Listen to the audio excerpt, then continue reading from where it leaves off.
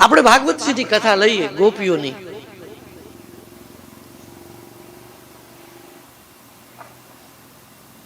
તો દહીં ચોરી જાય, દૂધ ચોરી જાય, માખણ ચોરી જાય, આવી કથા છે ને. કૃષ્ણ આવી આવીને આ બધું ચોરીને લઈ જતા. એ શું હતું? સૂક્ષ્મ કથાના બધા અધિકારી નથી હોતા. અધ્યાત્મ કથા, અધ્યાત્મ પરમાત્માનો સ્વભાવ છે. એ ભીતરની કથાના બધા અધિકારી નથી. એટલે મહાપુરુષો છે ને એક પ્રત્યાત્મક કથા લખે છે, લોકોને આનંદ આવે, લોકો એ બાને પરમાત્મા સુધી યાત્રા કરતા તો થાય ને, એનું નામ લેતો તો થાય ને. હે,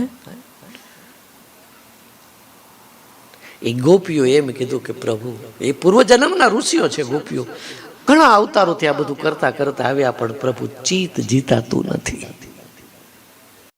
હવે કાંઈ કરવું નથી, હવે અમે કાંઈ નહીં કરીએ, તને સોંપી દઈશ, તારે જે કરવું હોય તે છૂટી હોય.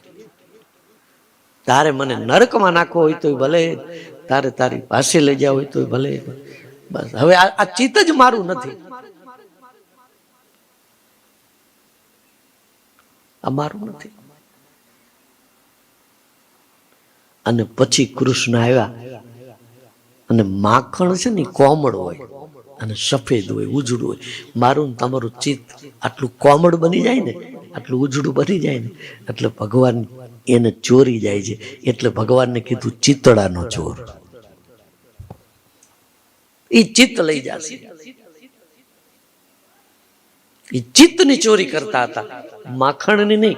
માખણ જ જોતું હોય તો એના ઘરે ક્યાં તૂટો હતો માખણનો? માખણની ખામી હતી. દૂધ જ ચોરવા આવતા હતા, તો દૂધ કૃષ્ણ પી પીને કેટલું પીવે, ઘરે તૂટો નતો.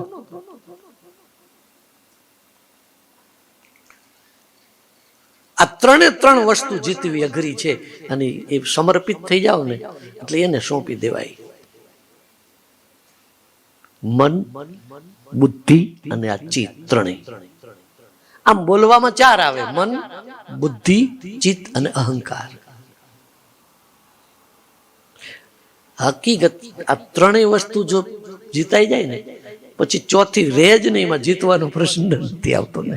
એટલે અહંકાર, ભગવાન ત્રણ વસ્તુ જ ચોરી. તમે જો, દૂધ, દહીં, માખણ, ઘી નહીં. ભાગવતમાં ક્યાંય નતું લખ્યું ઘી ચોરી ગયા, તેવું નથી આવ્યું. ઘી ફળ છે, એ જ્ઞાન છે. જ્ઞાન કોઈ ચોરી જ ન જાય. અહંકાર એટલે દેહ ભાવ. મન, આ બુદ્ધિ અને ચિત્ત છે તો અહંકાર છે, તો દેહ અભિમાન છે.